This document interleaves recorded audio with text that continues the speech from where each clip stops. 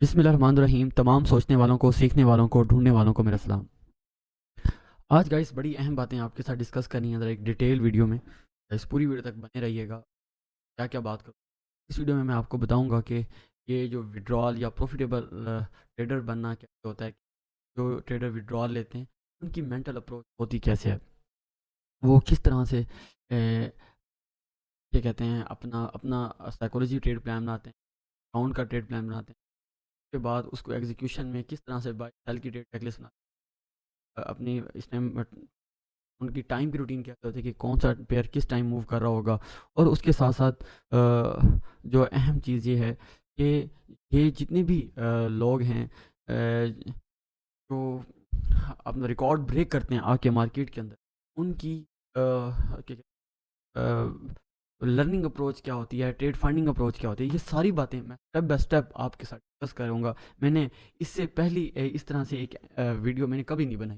तो आज आपके साथ अपने दिल की बातें करनी है और आपके साथ बड़ी ये वीडियो थोड़ी सी लंबी हो जाएगी। मैं कोशिश करूँगा कि 20-30 मिनट के अंदर इसको क्लोज़ करूँ। लेकिन ये कोई भी ट्रेडर जो इसको फॉरेक्स को, इस फाइनेंशियल मार्केट को एज ए कैरियर देख लिया, ये उसके लिए भी फ़ायदेमंद है। और जो ऑलरेडी काम कर रहे हैं और स्ट्रगल कर रहे हैं, ये उनके लिए भी एक बहुत ही एक जो 30 मिनट होंगे, ये उनके लिए भी एक मुनाफा बख्श होंगे।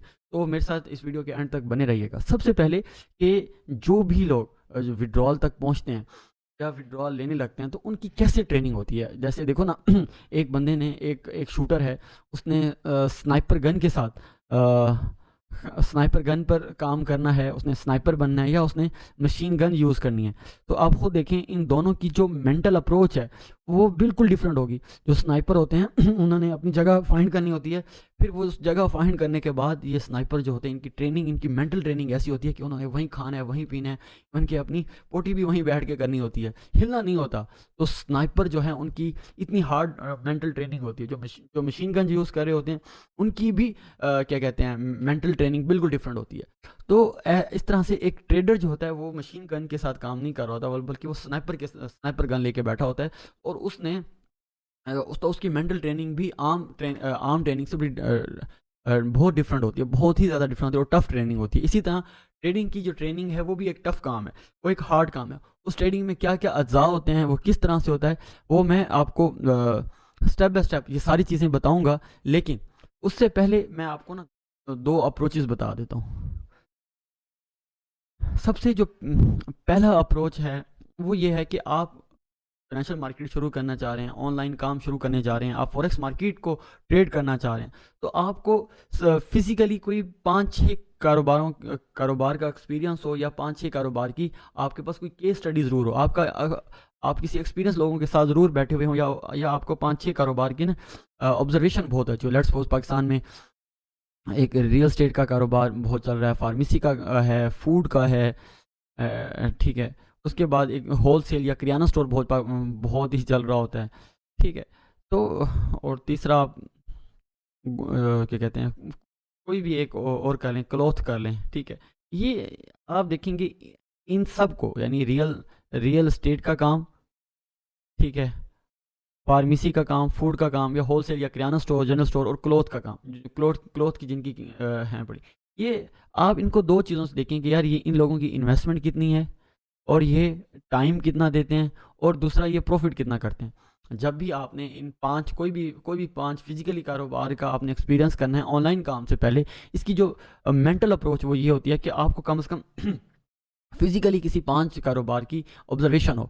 आप देखें ऑब्जर्वेशन में आपने क्या देखना है कि उन उन लोगों ने इन्वेस्टमेंट उन लोगों ने क्या है, इन्वेस्टमेंट कितनी की हुई है, वो उस इन्वेस्टमेंट पर टाइम कितना देते हैं, और उन्हें प्रॉफिट कितना होता है। रियल स्टेट की बात करें तो ये मिनिमम हम यूँ कर रहे हैं कि एक 5 मरले का घर बनाकर किराए पे देना है। तो आप देखें कम से कम इन्वेस्टमेंट जो है वो क्या लगती है, 1 करोड़ रुपये लगता है एक 5 मरले का घर बनाते हुए, पाकिस्तान में खासतौर पर आप किसी शहर में बनाते हो, मैं अपने मुल्तान की बात करता हूँ। तो ये जल्दी से जल्दी भी 6 से 7 मंथ लगते हैं एक मकान बनते बनते। और उसके बाद जो प्रॉफिट फैक्टर का किराए पे देना है, तो वो आपको 50,000 मुश्किल से किराया मिलता है। अगर हम ये भी करते हैं तो हमें पता लगता है कि यार इतनी मतलब एक घर खड़ा करें, इसको हम मैं यूँ कह लूँ कि ट्रेनिंग करने के बाद, घर बनाने के बाद, 1 करोड़ की इन्वेस्टमेंट करने के बाद जो मंथली प्रॉफिट हो रहा है वो 0.5% रियल एस्टेट के अंदर हो रहा है, और रियल एस्टेट में 0.5% मंथली एक बहुत बड़ा प्रॉफिट समझा जाता है। अच्छा, दूसरा फार्मेसी का काम है, इसमें भी सेम, अगर आपने दुकान लेनी है, फिर उसके ऊपर आपने 8-10 बंदों की टीम बनानी है, और उसके बाद अपने लाइसेंस, अपनी एनओसी, फिर उसके बाद फिर अपने स्टॉक लेना है, बिजली का बिल, एम्प्लॉयज़ की सैलरी, सारा हम इसको देखें तो यार ये लोग भी मिनिमम भी मैं कहता हूँ 2 करोड़ तो कहीं नहीं गए फार्मेसी के काम में ना। 2 करोड़ की इन्वेस्टमेंट एक अच्छे लेवल पर अगर आप काम करते हैं तो मिनिमम आपको 12 से 15 घंटे यहाँ डेली देने हैं। 12 घंटे मैं मिनिमम कह रहा हूँ डेली देने होते हैं, और ये मैक्सिमम कितना कमा लेते होंगे? 2%, यानी ये 4 लाख मंथली कमा लेते होंगे हद मार के। अपनी एम्प्लॉयज़ की सैलरी निकाल के ये बंदा 2% कमा लेता होगा।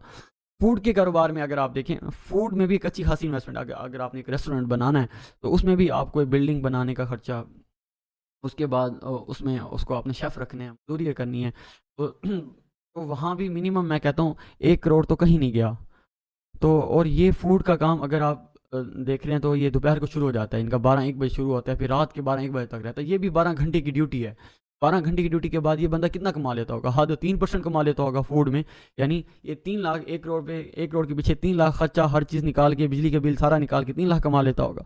उसके बाद किराना स्टोर, मैं कहता हूँ ये बड़ा ईज़ी काम लग रहा होता है, लेकिन इसमें खजालत बहुत मैंने देखी है लोगों को।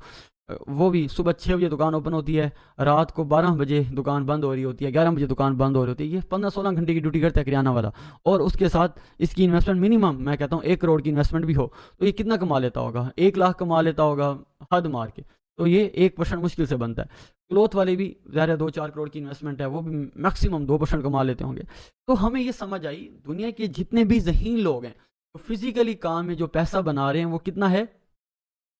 वो सिर्फ और सिर्फ वो सिर्फ और सिर्फ कितना है? 1 से मतलब 0.5% से लेकर वो कितना कमाते हैं? 2% कमा रहे होते हैं। तो जब ऑनलाइन फील्ड के अंदर हम आते हैं, या हमारा ट्रेडर आता है, या हमारा एक नया फ्रेश मार्केट में जब लोग इसको ट्रेड करना चाह रहे होते हैं, वो उन्हें ये पता ही नहीं होता कि यार दुनिया के ज़हीन तरीन लोग वो 0.5% से 2% कमा रहे हैं, और इतनी रगड़वा के कमा रहे होते हैं। और आपको क्या कहते हैं, जब फॉरेक्स के अंदर आना है, आपको 10-12 घंटे नहीं देने, आपको सिर्फ 6 घंटे अगर दें, यानी इनका हाफ टाइम देकर आप अगर 4% कमा लें, 6% कमा लें मंथली, तो समझें कि आपने बहुत कारनामा अंजाम दिया। कि डेली सिर्फ 6 घंटे काम करना है, और 4 से 6% आपने कमाना है। यानी आपका अगर $10,000 का अकाउंट, यानी जस्ट $30,000 की 30 लाख की इन्वेस्टमेंट है। जस्ट कितनी? 30 लाख की इन्वेस्टमेंट है, और 30 लाख की इन्वेस्टमेंट के ऊपर आप क्या कर रहे हो? 600, 500 से $600 भी अगर कमा रहे हो, यानी पाकिस्तानी करीबन 1.5-2 लाख कमाते हो 30 लाख के ऊपर हर मंथ। मैं कहता हूँ ये दस प्रॉफिट है एज कम्पेयर फिजिकली कारोबार में। लोगों को 10-10 20-20 साल हो गए हैं, क्या कहते हैं, इतना ताल्लुक, इतना उनका रिलेशन कॉन्टैक्ट होने के बावजूद भी वो नहीं कमा पाते। तो गाइस, सबसे पहली चीज़ तो आपको ये अपना मेंटल, अपनी साइकोलॉजी को ये ट्रेन करना होगा कि फॉरेक्स मार्केट प्रॉफिटेबल हकीकत है क्या। फाइनेंशियल मार्केट में लोग 0 से 2% कमा रहे हैं, तो मैं अगर 5% भी मंथली कमाऊं तो मैं बहुत लोगों से अच्छा हूं, मुझे कोई सरदर्दी खजालत नहीं करनी, और मैं इसमें कमा रहा हूँ।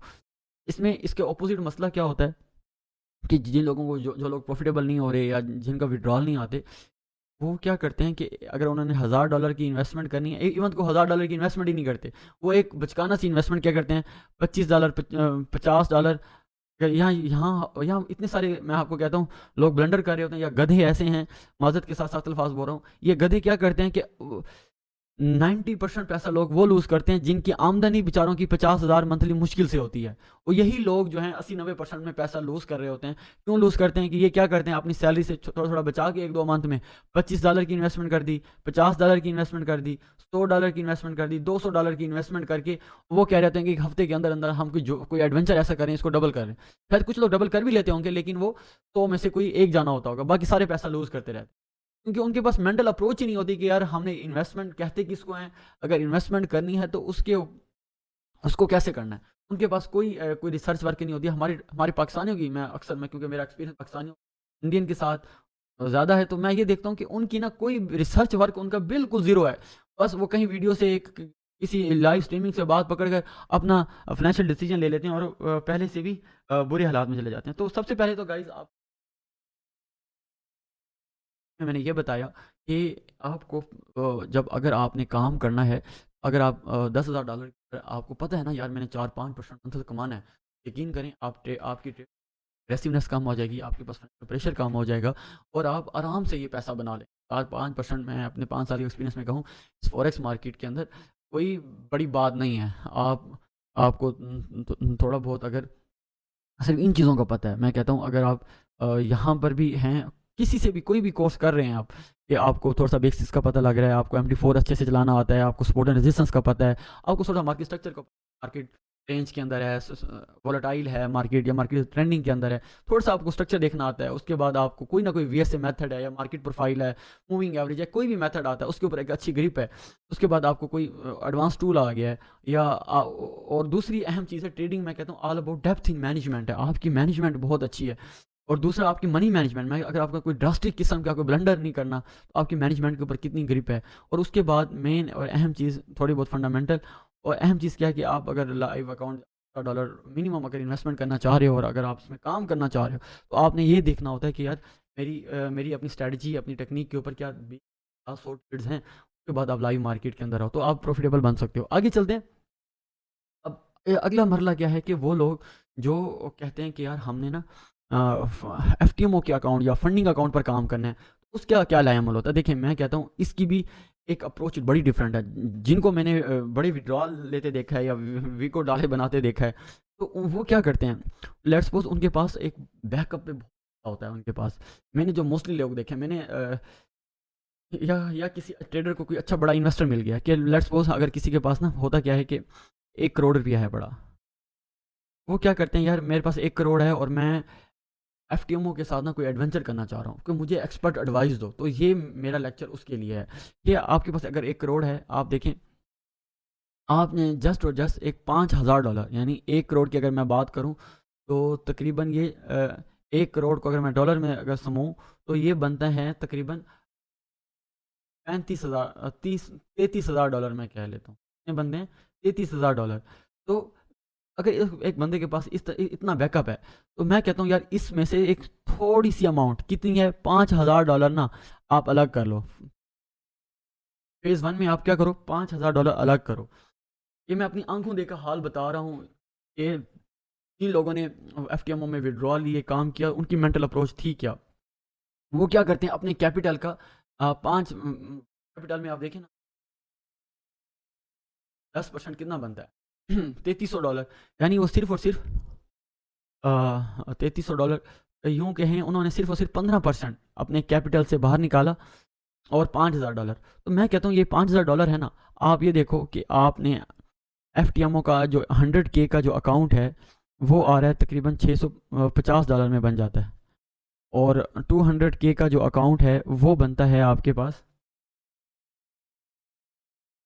तकरीबन 1205 या ऐसे $1205 में, कभी यूएसडी की फ़ीस ज़्यादा होती है तो ज़्यादा हो जाते हैं।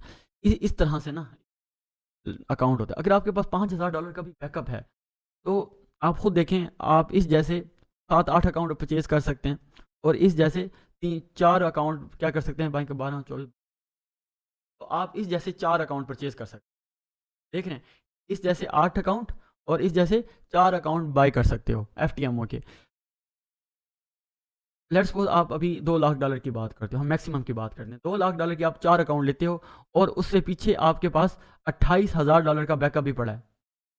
अब यहाँ होता क्या है कि जब आप FTMO के अंदर इस तरह से फर्म्स के अंदर काम करते हो ना, यहाँ मैं अब मैं थोड़ा सा आपको एडवांस, जब आप इस तरह से काम करते हो ना कि यार मेरे पास $2 लाख का एक अकाउंट है, $2 लाख का मतलब क्या है कि यार मेरे पास $20,000 ड्रा डाउन है पड़ा, ओके।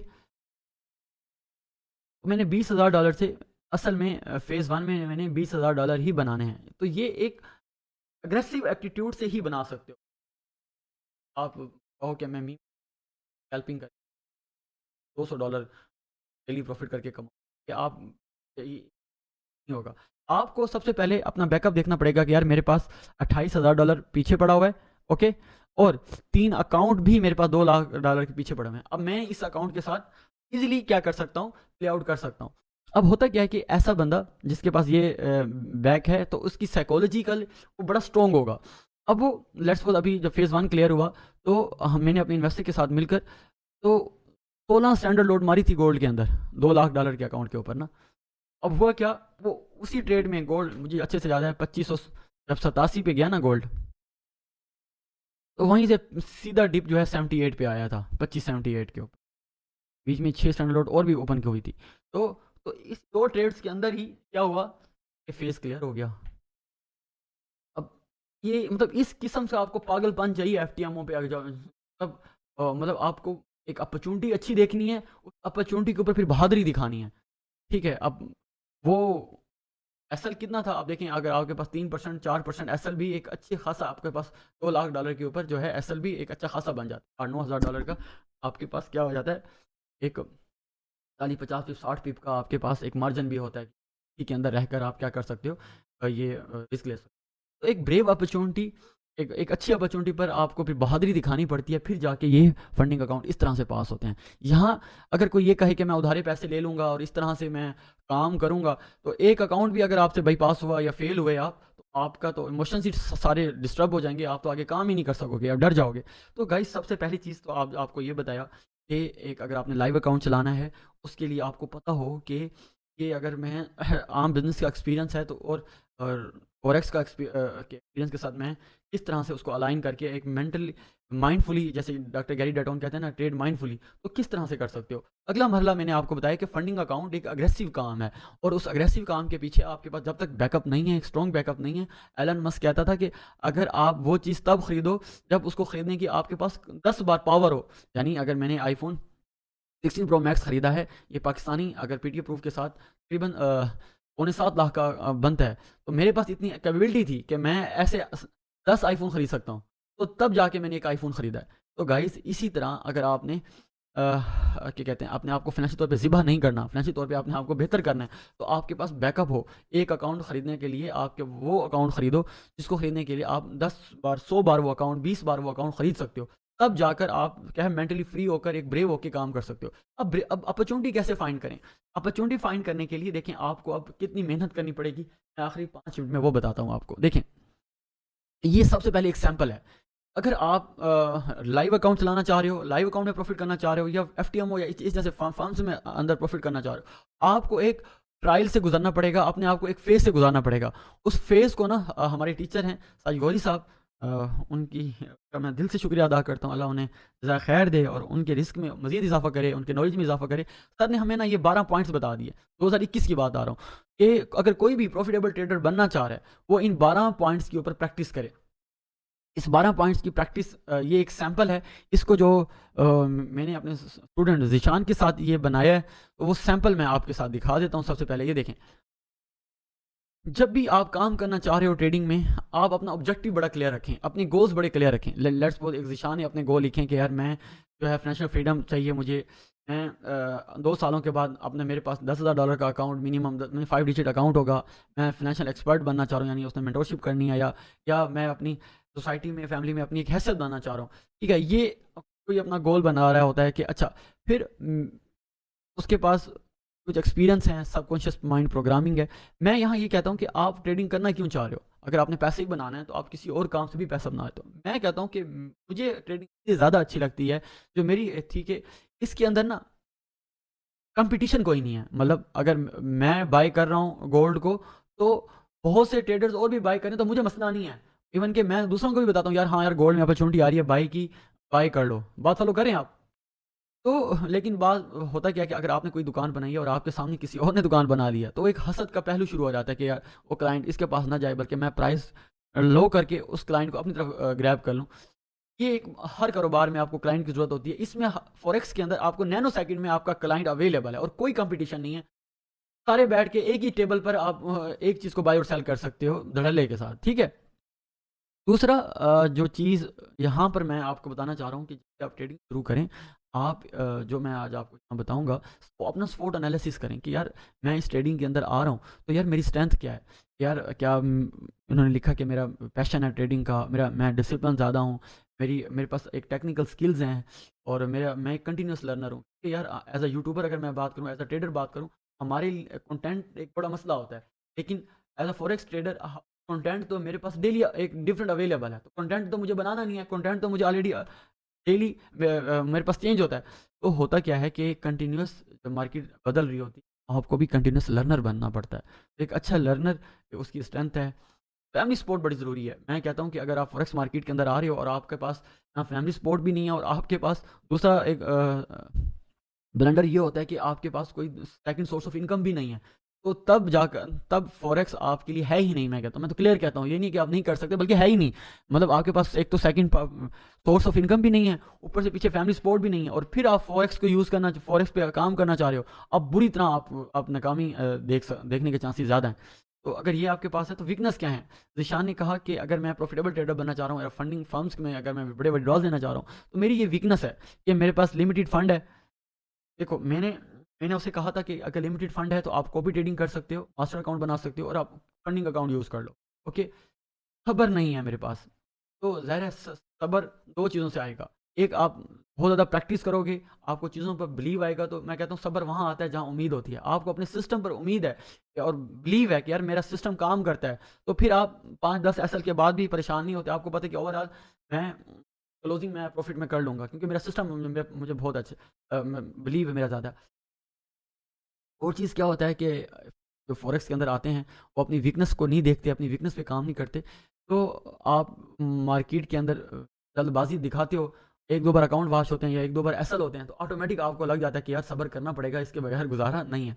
रिवेंज बिहेवियर देखें, मार्केट में मोस्टली ट्रेडर क्या कर रहा होता है, ये बाय किया, मार्केट रिवर्स हुई, एक और बाय किया, फिर रिवर्स हुई, एक और बाय किया, ये एक और रिवर्स की और बाय किया, और रिवर्स की वो बाय। उसे पता है, उसे ना पता होता है कि यार ये मेरा सेटअप वर्क नहीं कर रहा, गुस्सा खाना शुरू कर देगा और वहाँ लेनी शुरू कर देगा। मार्केट सेल जा रही है, वो बाय बाय बाय की एड्स लगाना, बाय की ट्रेड लगाना शुरू कर देगा, और एट द एंड होता क्या है, वो बुरी तरह नाकाम हो जाता है। फिर उसे लगता है कि यार मुझे रिवेंज नहीं करनी है। तो रिवेंज एक बार मैं कहता हूँ करके देख लो, मार्केट के साथ जिद लगा के देख लो। तो जो आप उस जब आप सीखते हो, तो आप कहोगे यार मैं अब क्या करूँ, रिवेंज नहीं करना। या तो आप नसीहत से सीख जाओगे, या 1-2 अकाउंट वॉश या 2-4 ऐसा खाने के सीख जाओगे, यार मार्केट के साथ रिवेंज नहीं करना, घूमती मार्केट के साथ घूमना है। मार्केट के अंदर सबसे बड़ा फेयर कि मैं कहीं गलत ना हो। ये अब देखो, अगर आपके पास ये है कि यार मैं गलत ना हो जाऊं, मैं लॉस वाली ट्रेड नहीं काटूंगा, मैं जस्ट प्रॉफिट वाली ट्रेड काटूंगा, अगर आप इस माइंडसेट के साथ आ रहे हो, या मेरा एसल फेयर है, तो जिगरे बड़े दिल के साथ होंगे। आपको एसल आपकी प्रोटेक्शन है। आप जितनी जल्दी ये बात समझ जाएंगे, ना आपका फेयर ख़त्म होगा। आपको कंपाउंड इफेक्ट के ऊपर बिलीव होना चाहिए कि यार देखो, मेरे पास अगर $1000 का अकाउंट है, तो $1000 के ऊपर अगर मैं 1% नहीं, $10 भी रिस्क लूँ, तो 100 से भी ज़्यादा ट्रेड्स मैं, दैट्स भी मैं ज़्यादा नहीं करता कि मैं हर ट्रेड में 10 बार, 100 बार इंटर हूँ, और हर हर एंट्री पे मेरा $10 का एसएल हो, तो होगा क्या, मैं इतना बुरा ट्रेडर नहीं हूँ कि 100 ट्रेडें क्या होंगी, एसएल होंगी। तो आप आंखें बंद करके भी ट्रेड लें, तब भी आपकी 100 ट्रेडें एसएल नहीं होती। तो फेयर नहीं होना चाहिए। फेयर उसको ज़्यादा होगा, मैं कहता हूँ फेयर दो चीज़ों से, या आपकी प्रैक्टिस नहीं है, या आप बहुत ज़्यादा ओवर लोड साइज ज़्यादा लगाते हो। इन दोनों चीज़ों पे काम करेंगे तो फेयर आपका हट जाएगा। आगे चलते हैं जी। इस मार्केट के अंदर अपॉर्चुनिटीज़ क्या हैं? एज अ फॉरेक्स ट्रेडर, अगर आपने प्रोफिटेबल ट्रेडर बनना है और आपने एफटीएम और जैसे अकाउंट अचीव करना है, तो आपको ये चीज़ पता होना चाहिए कि यार ये जो फॉरेक्स मार्केट है, बड़ी ग्रोइंग फील्ड है। इसमें $6000, $7000 जस्ट एक डिजिट की तरह है। वो आप 1 मिनट में, 1 घंटे में, 1 हफ्ते में, 1 महीने में कमा सकते हो, अगर आपको इस मार्केट की ग्रोथ का पता हो। कि लोग स्टार्ट करते हैं, लेकिन उन्हें पता ही नहीं होता कि इस मार्केट के अंदर पोटेंशियल कितना है। तो आपको इसकी इमोशनल ग्रोथ है। अच्छा, वही मैं शुरू में बता रहा था कि कंपटीशन कोई नहीं है, कि आप एक ही जगह 5-4 दोस्त बैठकर आप एक अच्छी ट्रेड्स ले सकते हो, एक जैसी ट्रेड्स ले सकते हो, इसमें कंपटीशन कोई नहीं है। ज़ाहिर है कि आपका अकाउंट, आपकी अपनी स्टाइल, अपनी स्ट्रैटेजी होगी। थ्रेट क्या है इस मार्केट के अंदर? ये जो है मतलब इस मार्केट के अंदर जो लोग आना चाह रहे हैं, या उनके साथ मसला क्या होता है, इस मार्केट के अंदर ये 5 थ्रेट होते हैं। सबसे पहला थ्रेट लोगों को लगता है कि ये मार्केट बहुत वोलेटाइल है। देखिए, एज अ ट्रेडर हमें अच्छी ही वोलेटाइल मार्केट लगती है। अगर आप और डिसिप्लिनफुल हैं और आपको अपनी मनी मैनेजमेंट पे कंट्रोल है तो ये वोलेटाइल मार्केट आपके सेट नहीं होगी, बल्कि अपॉर्चुनिटी। देखिए, एक्सपेक्ट द अनएक्सपेक्टेड। हमेशा इस मार्केट में आप ये सोच के चलते हो कि यार अगर 10 बार इस तरह से मार्केट मूव की है, 10 बार मार्केट ने मूव किया है, एक वक्त ऐसा भी आ सकता है कि मार्केट ऊपर जाने के बजाय नीचे यूं चली जाएगी, ये मेरा सेटअप फेल हो सकता है। ऐसे केस में हम क्या लगाते हैं, अपना ऐसा लगाएंगे, हर बार अपना ऐसा लगाएंगे, ताकि इस अनएक्सपेक्टेड मूवमेंट को हम हमेशा अपने जहन में रखते हैं। तो दूसरा क्या है कि अकाउंट वॉश होने का रिस्क है। अच्छा, अकाउंट उन लोगों का वॉश होता है जो इसका सोल्यूशन क्या है कि आप क्या करो, अपना ऐसा लगाओ और अपने ट्रेडिंग प्लान, यार जितना अच्छा ट्रेडिंग प्लान होगा उतना ही आप क्या करोगे, अ, इस डर से बाहर निकलो। MT4 अक्सर क्या होता है कि लोगों को MT4 भी चीज़ आता था, वो 0.01 लगाना चाह रहे होते हैं, लगाई 0.1 बैठे होते हैं, वन स्टैंडर्ड लोड लगाई बैठे होते हैं।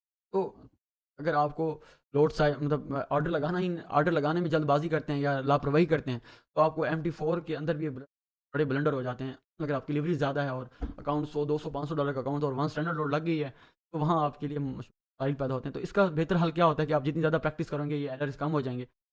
दूसरा जो मेन ट्रेडर को खतरा लाहक होता है वो है मूड स्विंग। ट्रेडर घर से लड़ा बैठा होता है, बीवी से लड़ा बैठा होता है, माँ बाप से लड़ा बैठा, बहन भाई दोस्तों से लड़ा बैठा होता है, और उसके पास और 10,000 5,000 डॉलर की इक्विटी है और उसका माइंड जो है वो शांत नहीं है। तो पॉसिबल है ये है कि वो गुस्से में यहाँ नॉर्मली 0.02 की ट्रेड लगा रहा था, 0.05 की ट्रेड लगा रहा था, पता नहीं उससे क्या उसका मूड हुआ, उसको पता नहीं क्या जीन चढ़े हैं, उसको पता नहीं क्या एक इमोशन उसका ट्रिगर हुआ, वहाँ उसने वन स्टैंडर्ड लॉट मार दी।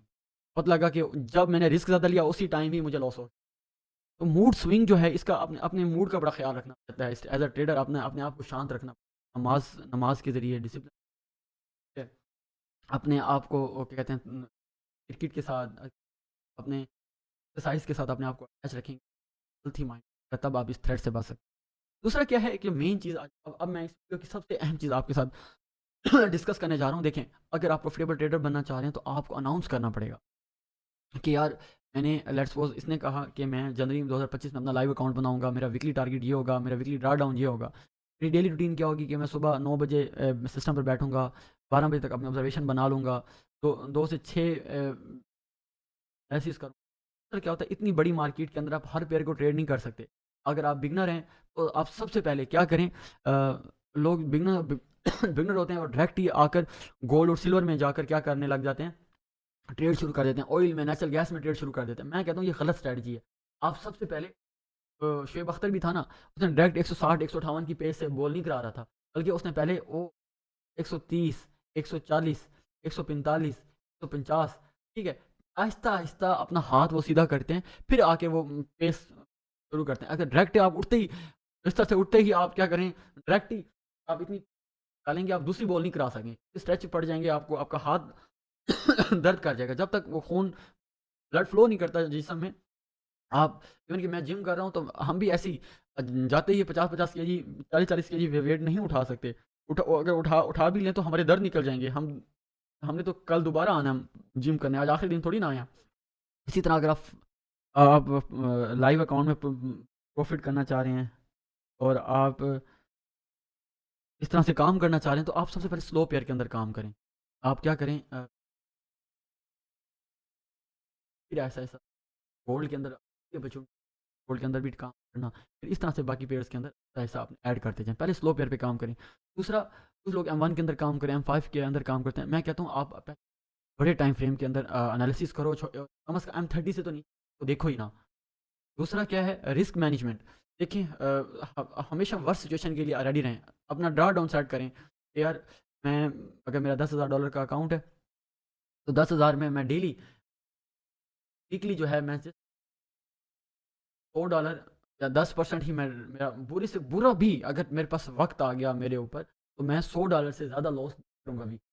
अगर $100 का लॉस होगा तो मैं उस वीक ट्रेड ही नहीं करूँगा। तो ये रिस्क मैनेजमेंट की एक मैं मेन आपको कड़ी बता रहा हूँ कि हमेशा अपना ड्रा डाउन जो है वो सेट करें, ट्रेड जनरल बनाएं।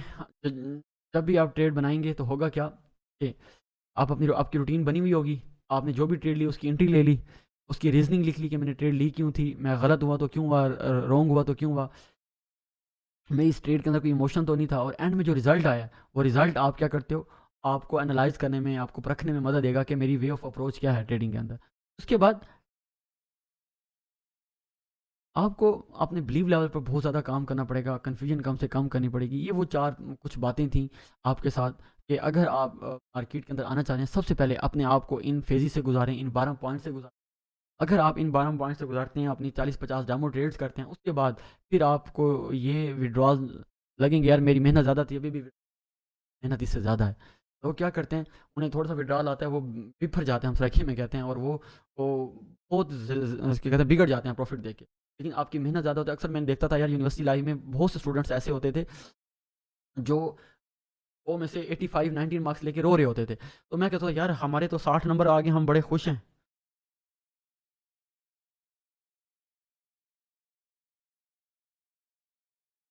तो क्योंकि हमारी मेहनत नहीं होती थी, और मैं जब उनके साथ में गुजारा, तो यार वो 15-15 घंटे काम करते हैं, वो एक आर्टिकल को 4-5 बुक से पढ़ते थे। तब वो जाके जब उनके में नंबर कम आते थे, तो वो वाकई उनका दुख बनता था। इसी तरह जब आप इतनी मेहनत करोगे, ये ट्रेड प्लान बनाने के बाद आप अपना अकाउंट प्लान बनाओगे, उसके बाद अपना रीजंस लिखोगे, यार मैं इस तरह से मैं ट्रेड लूँगा। आप अपना पेपर वर्क करते हो कि कम से कम मैं जो भी ट्रेड लूँ, उसके अंदर सपोर्ट एंड रेजिस्टेंस का है, जो मेरी कोई चेक लिस्ट नहीं हुई हो, मेरे कोई ओपन टेस्ट का है जो, जिसके रिवार्ड का है जो, कोई मुझे न्यूज़ का पता हो, मुझे कोई डॉलर की वीकनेस स्ट्रेंथ का पता हो। इनमें से कोई ये 2-3 रीज़न तो कम से कम हो ना, मैं जब मैं ट्रेड करूँ, एम तो मैं अपनी इमोशंस के ऊपर ट्रेड ना करूँ। उसके बाद अगर मैं कोई डायरेक्शन ले रहा हूँ, तो मुझे पता हो कि मार्केट के अंदर मेजर जो रुझान है, सेल का ज़्यादा है या बाय का ज़्यादा है इस पेयर के अंदर। मैं बाय कर रहा हूँ, तो मैं बाय के 5-6 पॉइंट्स मुझे कौन से हैं, सेल कर रहा हूँ तो मेरे 5-6 पॉइंट्स कौन से। और आखिर में और अहम बात कि यार, मुझे टाइम की पावर का पता, फॉरेक्स के अंदर आपको पता है कि रिवर्सल अपॉर्चुनिटीज़ होती हैं। जैसे ही एक बचती है, अगर अगर जापानी जान के पेयर ऊपर गए हैं, 100 पिप से ज़्यादा ऊपर चले गए हैं, 150 पिप से ज़्यादा ऊपर चले गए हैं, तो एक बच गए हैं, तो जैसे ही एक बजेगी, आप देखेंगे इसके अंदर डिप आ जाएगा। आप इसको ट्रेड कर सकते हैं, या आपको मैं इनसाइट्स तो गिफ्ट दे रहा हूँ। दूसरा क्या होता है, यूरो यूएसडी, जैसे ही फ्रैंकफर्ट ओपन होता है 11 बजे, या लंदन सेशन ओपन होता है, आप देखते हो यूरो यूएसडी और जीबीपी यूएसडी के अंदर एक ट्रेंडिंग मूव शुरू हो जाती है। आप M5 में आ जाओ, देखो कि मार्केट किस तरफ ट्रेंडिंग कर रही है, दो हाई ब्रेक करती है, बाय, दो ब्रेक करती है, तो सेल कर सकते हैं। उसके बाद गोल्ड में अगर आप ट्रेड करना चाह रहे हो, गोल्ड को शाम 6 बजे के बाद बैठ जाओ। गोल्ड के अंदर आपको अच्छे एक ट्रेंडिंग अपॉर्चुनिटी मिल जाएगी। फिर रात रात को सोने लगे हो, देखो कि अगर gold, GBP USD, euro USD ने क्या किया है, एक मूव दी हुई है, 100+ पिप की मूव दी हुई है जीबीपी यूएसडी ने, और गोल्ड ने 300 पिप, 200 पिप की मूव दे दी है। आप देखेंगे 9:45 पर मार्केट क्या करती है, प्रॉफिट टेकिंग करती है, डिप करती है। तो इस तरह से अगर आपको पता है मार्केट का, तो तब भी आप, ये हमारे टीचर सयोरी साहब की एक स्ट्रेटजी थी। तो वो क्या करते थे, इन टाइम के ऊपर एक्टिव हो जाते थे, ज़्यादा फोकस करते थे। तो गाइस, ये वो सारी बातें हैं, मैंने आपको बताया कि बिगनिंग कहाँ से करनी है। ये कुछ सीखने के बाद फिर आपने ये 12 पॉइंट्स एक सैम्पल थे, उन सैम्पल को मैंने क्या किया, स्टूडेंट के साथ या आपको एक प्लान बताया, किस तरह से आपने अपने रिस्क को देखो, थ्रेट्स को देखो, अपनी स्ट्रेंथ को देखो। उसके बाद आप इस तरह से पेपर वर्क करो। पेपर वर्क करने के बाद ये अपने विंडर की टाइमिंग को सेट करने के बाद फिर जाकर आप कोई 2-4 पैसे कमा सकते हैं। इंशाल्लाह आप कहोगे वाकई ही यार, मेहनत की और रिजल्ट आया। तो उम्मीद है आपको ये आज का लेक्चर, आज का मेरी ये वीडियो, ये टूटे-फूटे मेरे अल्फाज़ आपको पसंद आए होंगे। मेरी मेन हमेशा कॉज़ होती है आपको क्वालिटी का स्टफ़ दूँ, क्वालिटी की आपको बात करूँ। मैं कोई अपने ब्रोकर का लिंक किसी को प्रेज़ेंट नहीं करता। मेरा जस्ट ये ट्रेडिंग विद आसिम का मेन पर्पस, मैं अपनी ट्रेडिंग कम्युनिटी में कोई वैल्यू ऐड कर सकूँ। इस चैनल को सब्सक्राइब करें, कमेंट करें। मैंने अब आज तक नहीं किया, 230 वीडियो के बाद कह रहा हूँ कि मेरा एक गोल था कि मैंने इसको मोनेटाइज़ करना है, तो बिल्कुल मैं एज के ऊपर हूँ। तो इसलिए मुझे आपकी यहाँ सपोर्ट ये चाहिए, इस चैनल को मैक्सिमम उन लोगों तक पहुँचाएँ जिसको इसकी ज़रूरत है। और दूसरा, आपको कोई एनालिसिस चाहिए या कोई आपका फीडबैक है, तो ज़रूर आप इस कमेंट बॉक्स में बताइएगा। फिर मिलते हैं नेक्स्ट टॉपिक में, नेक्स्ट अंदाज में। अपना बड़ा ख्याल रखिएगा। टेक केयर, अल्लाह हाफिज़।